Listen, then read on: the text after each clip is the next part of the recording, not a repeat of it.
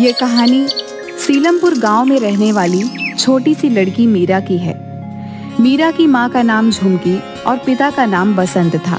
मीरा बहुत ही प्यारी और समझदार लड़की थी। एक दिन, सुनिए जी, जरा मीरा को जगा दीजिए, कब से सो रही है। वो देखिए ना, सूरज आसमान में आ चुका है। सोने दो उसे। छुट्टी के दिन उसे जितना सोना है उसे सोने दिया करो। आप और आपकी बेटी। क्या हुआ माँ, इतना शोर क्यों कर रही हो सुबह सुबह? वाह, देखो जरा आसमान को, इतनी देर तक भला कौन सोता है? पापा देखो ना माँ को, मैंने कुछ भी नहीं किया और माँ है कि मुझे डांट रही है। भाग्यवान, बेटियां मायके में आराम नहीं करेंगी तो ससुराल में करेंगी क्या? दिन भर या तो पढ़ाई या तो खेल, कम से कम छुट्टी के दिन तो मेरी मदद कर दिया करो। जिस दिन मर जाऊंगी तब पता चलेगा तुम्हें, सुबह से लेकर शाम तक काम करना कैसा लगता है। और तुम दोनों छुट्टी के दिन जिस तरह आराम करते हो, कभी मुझे भी दे दिया करो छुट्टी। लेकिन नहीं, मैं तो इस घर की नौकरानी हूँ। गुस्सा क्यों होती हो? चलो, आज आपका सारा काम हम करेंगे, आप बस आराम करो। क्यों पिताजी? ठीक है, चलो काम पर लग जाओ। मैं दिन का खाना बना देता हूँ। पिताजी, मैं बर्तन धो देती हूँ। इसके बाद मीरा और उसके पिता ने मिलकर सारा काम किया और खाना खाने के लिए बैठे। और भाग्यवान, कैसा लग रहा है? खुश तो हो ना तुम? गुस्सा ना किया करो। बिना गुस्से के अगर ये सब कर दिया करोगे तो गुस्सा करने की नौबत ही नहीं आएगी। माँ, अब से आपकी छुट्टी के दिन मैं मदद कर दिया करूँगी, ठीक है? चलो अब खाना खा लो, सब ठीक है। अच्छा सुनो मीरा, तुमने अपना गृह कार्य कर लिया? हाँ, वो तो मैंने कल ही कर लिया था। सही किया। रात को क्या बनाऊं? माँ, बड़े दिनों से मछली नहीं खाई, आज मछली बना दो ना। ठीक है, बाजार जाकर शाम को मछली ले आना, ताजी वाली, ठीक है? ठीक है। इसके बाद शाम को बसंत मछली बाजार गया और 2 ताजी ताजी बड़ी बड़ी मछली लेकर आता है। रास्ते में चलते चलते उसे अपना दोस्त किशोर मिला। अरे किशोर, कैसे हो भाई? बड़े दिनों बाद दर्शन हो रहे हैं तुम्हारे। हाँ भाई, थोड़ा शहर गया था माँ की दवाई लेने। क्या हुआ? काकी ठीक तो है ना? हाँ, थोड़ा ठीक है, बस बीपी बढ़ गया था माँ का। ध्यान रख माँ का। कोई भी मदद चाहिए होगी तो बताइए। तुमने इतना कह दिया, मेरे लिए इतना ही काफी है। अच्छा, अब मैं चलता हूँ भाई। ठीक है। इसके बाद बसंत अपने घर पहुंचा और अपनी पत्नी को मछली दे दी। झुमकी ने भी बड़े अच्छे तरीके से मछलियों को पकाया और सबको खाने के लिए बुलाया। सबके सब आ जाओ, गर्मा गर्म खाना तैयार है। आया भाग्यवान। माँ, खाना कहाँ है? तुमने हाथ धोए? अभी धोकर आई माँ। ये लड़की इतनी समझदार है, फिर भी इसे हमेशा बताना पड़ता है कि हाथ धोकर खाना खाना चाहिए। जाने दो ना, अभी छोटी है। आपके लाड़ प्यार नहीं तो बिगाड़ के रखा है इसे। आ गई ना, अब दे दो, बहुत भूख लगी है। ठीक है, ये लो, तुम्हारा बहुत मन था ना, तुम्हें जैसी पसंद है मैंने वैसी ही बनाई है। अरे वाह झुमकी, कभी डांटने लगती हो, फिर तुरंत प्यार भी करने लगती हो। आप नहीं समझेंगे, माँ की डांट में भी प्यार होता है। चाहती हूँ कि मेरी बेटी एक अच्छी इंसान के साथ साथ समझदार भी बने। अब हमेशा तो मैं उसके साथ नहीं रह सकती ना, एक दिन उसे सब कुछ खुद ही करना होगा। बस अभी से तैयार कर रही हूँ उसे। चलो अब खाना खाते हैं। इसके बाद सबने खाना खाया और सब सो गए। अगले दिन जब सब लोग उठ गए तो बसंत ने देखा कि झुमकी तो अभी तक सोई है। झुमकी, क्या हुआ? तबीयत तो ठीक है ना तुम्हारी? झुमकी, झुमकी। बसंत ने वेद को बुलाया। बेटा, झुमकी अब नहीं रही, तुम इसके अंतिम संस्कार की तैयारी करो। शरीर को इस तरह रखने से वो सड़ने लग जाएगा। हमारी झुमकी को क्या हुआ? भगवान, इस उम्र में ऐसा उसके साथ नहीं होना चाहिए था। उसकी इतनी छोटी सी बेटी का क्या होगा? अब ये बिन माँ की बेटी कैसे रहेगी? इसके बाद सब लोग झुमकी को लेकर गए और उसका अंतिम संस्कार किया। बेटा, कुछ खा ले, कब तक इस तरह बैठी रहेगी? माँ को क्या हुआ था पिताजी? कल ही तो माँ इतना खुश थी, उन्होंने मेरे लिए मछली भी बनाई थी। भला रात ही रात में उनको क्या हो गया पिताजी? मुझे नहीं पता बेटी, तेरी माँ के जाने से मैं भी दुखी हूँ, पर मैं भी नहीं जानता कि अब मैं क्या करूँ। ये खा ले मीरा, आप भी खाना खा लो पापा। रात को दोनों जन रोते हुए खाना खाए और सो गए। अगले दिन सुबह बसंत ने खाना बनाया और आज मीरा भी जल्दी उठ गई थी, लेकिन मानो दोनों की जीने की आस ही कहीं ना कहीं खत्म हो गई थी। प्रणाम भैया। प्रणाम। ये लीजिए, मैंने बनाया था, आप खा लीजिए। धन्यवाद बहन। अब बुरा ना मानो तो एक बात कहूँ भैया, मैं जानती हूँ इस समय ये बात आपको ठीक नहीं लगेगी, लेकिन मीरा का जरूर सोचिएगा भैया। आप दूसरा विवाह कर लीजिए। आप भला कब तक मीरा का ध्यान रखेंगे? धीरे धीरे मीरा जवान होगी, उसे माँ की जरूरत पड़ेगी। बहन, झुमकी के जाने के बाद दूसरी पत्नी के बारे में सोचना भी मेरे लिए पाप है। मुझसे ये नहीं होगा। भैया आप मीरा का सोचिए, वो अभी छोटी है, एक माँ का होना बहुत जरूरी है। अब बाकी आपकी इच्छा। वहां उसने अपनी मासूम बेटी मीरा को देखा। मीरा, तुम कब तक ऐसे ही बैठी रहोगी? जाओ, अपने दोस्तों के साथ खेलने चली जाओ। नहीं पापा, मेरा मन नहीं है। उसी तरह कई दिन बीतने लगे। बसंत से अपनी बेटी का ये हाल देखा नहीं जा रहा था। उसने फैसला किया कि वह दूसरी शादी करेगा और मीरा को एक नई जिंदगी देगा। तुम ठीक कह रही थी। जब से झुमकी गई है, मीरा उदास बैठी रहती है। मैं इस तरह उसको मायूस नहीं देख सकता। अगर मेरी शादी करने से मीरा को एक माँ मिल जाएगी, शायद इससे उसके जीवन से उदासी चली जाएगी। हाँ भैया, मुझे भी मीरा की परवाह है, वो अभी छोटी है। आप चिंता मत करिए, मैं देखती हूँ। मुझे जैसे ही कोई आपके परिवार के लायक मिलेगी तो आपको बताऊंगी। भैया, मैंने आपके लिए एक रिश्ता ढूंढा है, आप एक बार उसे देखने चले जाइए, क्या पता कुछ बात बन जाए। इसके बाद बसंत नीलम नाम की एक स्त्री को देखने के लिए चला गया। घर परिवार वालों की सहमति से वो नीलम से विवाह कर लेता है। विवाह के कुछ समय तक नीलम मीरा के साथ अच्छे से व्यवहार करती है, लेकिन जैसे जैसे वर्ष बीतने लगे वह मीरा को परेशान करने लगी और बसंत के जाने के बाद उससे घर का सारा काम कराने लगी। अब मीरा जवान हो चुकी थी। ओ मीरा, जा खाना लेकर आ। तू कहीं की महारानी है जो जब देखो कमरे में पड़ी रहती है। ओ महारानी, कहाँ मर गई? खाना लेके आ जल्दी। इससे काम की उम्मीद रखना ही बेकार है। पता नहीं कब इसकी शादी होगी और ये बोझ कम होगा मेरी छाती से। भगवान, मेरे तो भाग ही फूटे हैं। छोटी माँ, मैं पढ़ाई कर रही थी। क्या करेगी इतना पढ़कर? करना तो तुझे चूल्हा चौका ही है। जा खाना लेकर आ, और हाँ, उसके बाद कपड़े धो दियो और बर्तन भी, समझी ना? ठीक है छोटी माँ। इसके बाद मीरा ने घर का सारा काम किया और शाम को जैसे ही बसंत घर पर आने वाला होता, वैसे ही नीलम मीरा के हाथ से झाड़ू लेकर खुद मारने लगती है। मीरा, तुम जाओ आराम करो, मैं हूँ ना, तुम केवल पढ़ाई करो। ये कोई उम्र है तुम्हारे काम करने की? मैं हूँ ना इन सब के लिए। और क्या चल रहा है माँ और बेटी के बीच में? कुछ नहीं जी, बस ये काम कर रही है। मैंने कहा कि ये कोई उम्र है भला? ये उम्र तो पढ़ने लिखने की है। हाँ मीरा, तुम जाओ अपनी पढ़ाई करो। मीरा चली गई। नीलम, तुम्हारा मीरा के प्रति प्रेम देखकर मैं बहुत खुश हूँ। मैं खामखा ही डर रहा था। चलो, अब मेरे लिए खाना लगा दो। जी अभी लाई। इसके बाद बसंत ने खाना खाया और लकड़ियाँ काटने के लिए चला गया। बसंत के पास एक आदमी भागता हुआ आया। अरे बसंत, अरे जल्दी घर जा भाई। अरे मीरा बाजार में बेहोश हो गई है, लोग उसे घर ले गए हैं, जा जल्दी घर। अब मेरी बेटी ठीक तो है ना? अब वो तो मुझे नहीं पता भैया, बस किसी ने कहा कि तुझ तक ये खबर पहुंचा दूं। इसके बाद बसंत भाग के अपने घर पर पहुंचा। अब क्या हुआ मीरा को? इन्हें आराम की जरूरत है। जी सब कुछ तो बढ़िया है, फिर मीरा इतनी कमजोर कैसे हो गई? सारी मेरी ही गलती है। मैं भी काम की वजह से कुछ दिनों से उस पर ध्यान नहीं दे पाया। नीलम सुनो, तुम थोड़ा मीरा का ध्यान रखो, मैं इसके लिए दवाई लाता हूँ। ठीक है जी, आप जाइए। ए लड़की उठ, मैं जानती हूँ तू ये सब काम ना करने के लिए कर रही है। उठती है या मारूं तुझे? छोटी माँ, मैं सच कह रही हूँ, मुझ में उठने की हिम्मत नहीं है। बसंत के आने की आवाज सुन नीलम बात पलट देती है। अरे मैंने बोला ना, तू बैठ जा।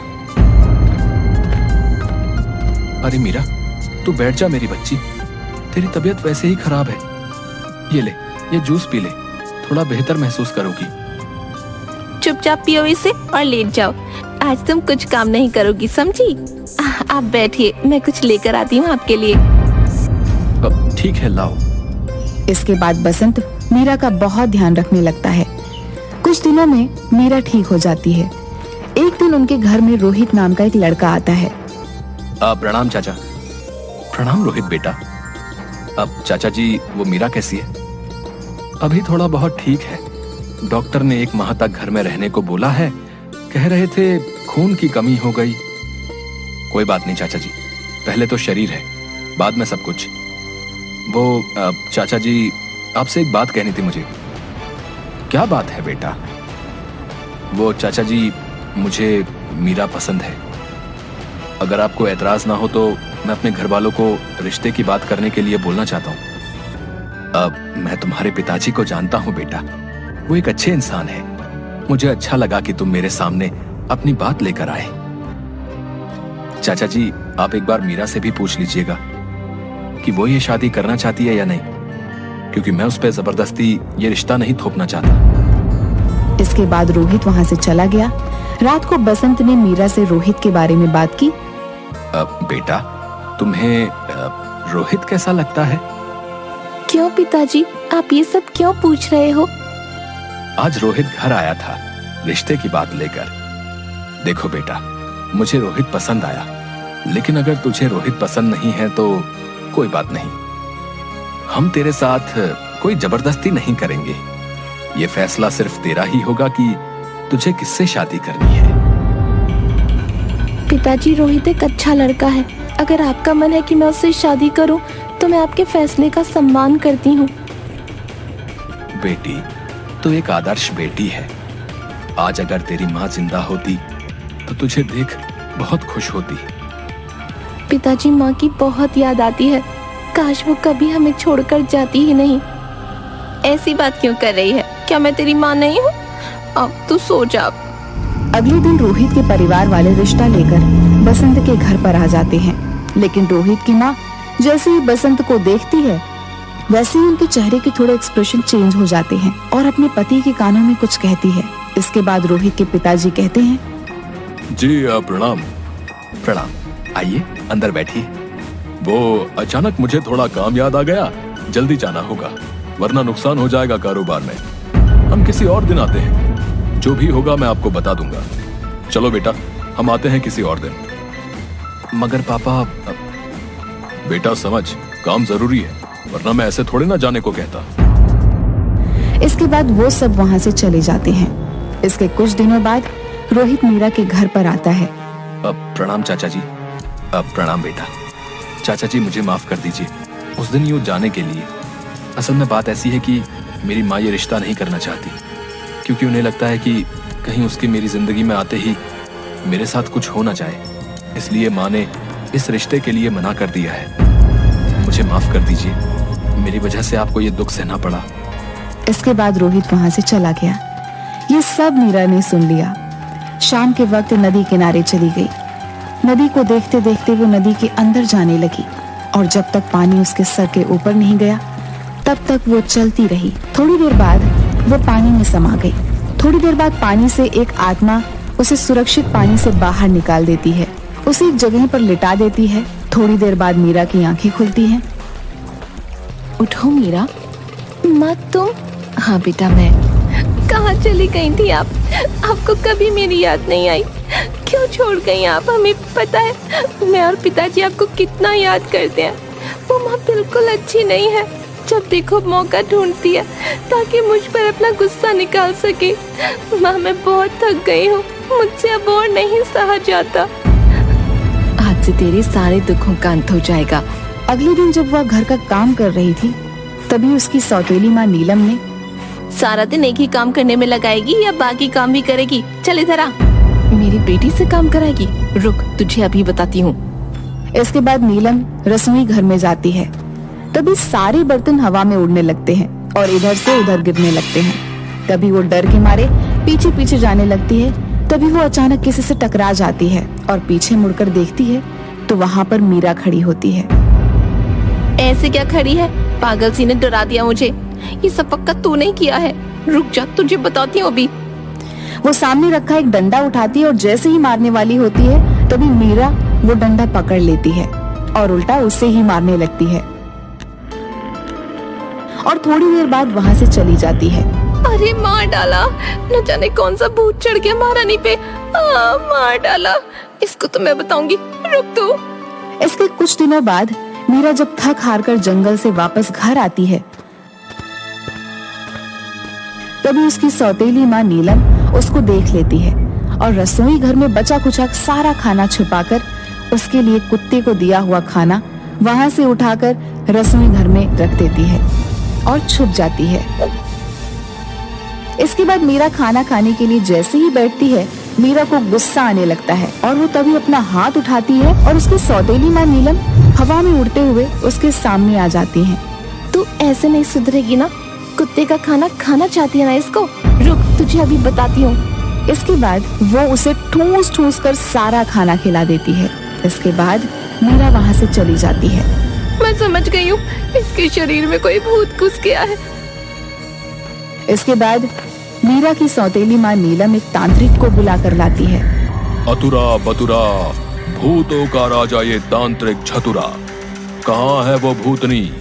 उसकी चोटी पकड़ के उसे इस घर से बाहर फेंक दूंगा। सामने आ चुड़ैल, क्या हुआ? डर गई? जल्दी मेरे सामने आ जा। मेरा जितना वक्त खराब करेगी उतना पछताएगी। मेरी चोटी पकड़ेगा, फेंकेगा ना तू? पूरी जिंदगी भर आज के दिन को कोसेगा। अतुरा भतुरा, आज तो मारा गया रे तांत्रिक छतुरा, भागो। मीरा तांत्रिक को पकड़ पकड़ के मारती है। इसके बाद तांत्रिक वहाँ से भाग जाता है और नीलम वहाँ पर अकेली रह जाती है। जैसे ही नीलम वहाँ से भागने की कोशिश करती है दरवाजा अपने आप बंद हो जाता है और मीरा के शरीर से उसकी माँ की आत्मा बाहर निकलती है और नीलम को बहुत मारती है। ओ कौन तुम? हमारे पीछे क्यों पड़ी हो? हमने क्या बिगाड़ा है तुम्हारा? क्या बिगाड़ा है? तेरे साथ करके बताऊं जो तूने मेरी मासूम बेटी के साथ किया है? बोल। मुझे माफ कर दो। माफ कर दूं तुझे? क्या लगता है वो सब मैं भूल जाऊंगी? तू भी वो दर्द सहेगी जो मेरी बेटी ने सहा, समझी? तुझे भी तो पता चले कि कैसा लगता है दर्द होने पर। उसी समय मीरा को होश आ जाता है। रुक जाओ माँ, छोड़ दो इन्हें। हम किसी को सजा तो दे सकते हैं लेकिन बदल नहीं सकते। जिन्हें बदलना होता है वो बदल जाते हैं। मारपीट कभी किसी को नहीं बदलती माँ। बोल, फिर से करेगी? नहीं, मैं सच में नहीं करूँगी। मैंने जो भी किया उसके लिए मुझे माफ कर दो। मीरा, इसकी बातों में मत आ, ये मगरमच्छ के आंसू हैं। माँ, मैं ये लड़ाई झगड़ा और नहीं देखना चाहती। लोगों को लगता है कि मेरी वजह से आप चली गई। एक लड़के ने मुझसे शादी करने से मना कर दिया क्योंकि उसके परिवार वालों को लगता है कि मेरे उनके परिवार में आने से उनके परिवार वालों को खतरा होगा। छोटी माँ को लगता है कि मेरी वजह से वो कभी माँ नहीं बनी। जब सबके दुखों की वजह मैं हूँ तो इन्हें सजा देकर क्या फायदा? नहीं बेटा, ऐसी बातें मत सोच। इस दुनिया में जिसके साथ जो कुछ भी होता है उसके पीछे एक कारण होता है। भले ही उस वक्त वो कारण हमें समझ ना आए, लेकिन एक दिन जरूर समझ आ जाता है। क्या एक दिन मेरे साथ सब ठीक हो जाएगा माँ? मैं थक चुकी हूँ इस रोज रोज की चीजों से। हाँ बेटा, अब तेरे साथ सब ठीक हो जाएगा। मुझे माफ कर दे मीरा। तुम्हारे पिताजी नहीं चाहते थे कि तुम्हारे हिस्से का प्यार किसी और को मिले, इसलिए उन्होंने कभी दूसरे बच्चे के बारे में सोचा तक नहीं। माँ ना बनने की वजह से मेरी तकलीफ तुम्हारे लिए नफरत में बदल गई। मुझे हमेशा मेरा दर्द तो देखा, लेकिन तेरा दर्द नहीं देख पाई। एक मौका दे कि मुझे। मैं हमेशा से जानती थी कि आप मुझसे इतनी नफरत क्यों करती हो, इसलिए कभी पिताजी को इन सब के बारे में नहीं बताया। तुझसे जितनी माफी मांग लूं ना उतनी कम है। मैं तुमसे दिल से माफी मांगना चाहती हूँ बेटा। अब से तुम्हें मेरी वजह से कोई तकलीफ नहीं होगी। मैं अब इस घर में और रहकर तुम लोगों को तकलीफ नहीं देना चाहती। इसके बाद मीरा की माँ मीरा को अपना आशीर्वाद देकर वहाँ से चली जाती है। अब मीरा और उसकी सौतेली माँ नीलम खुशी खुशी दोनों एक साथ रहने लगते हैं।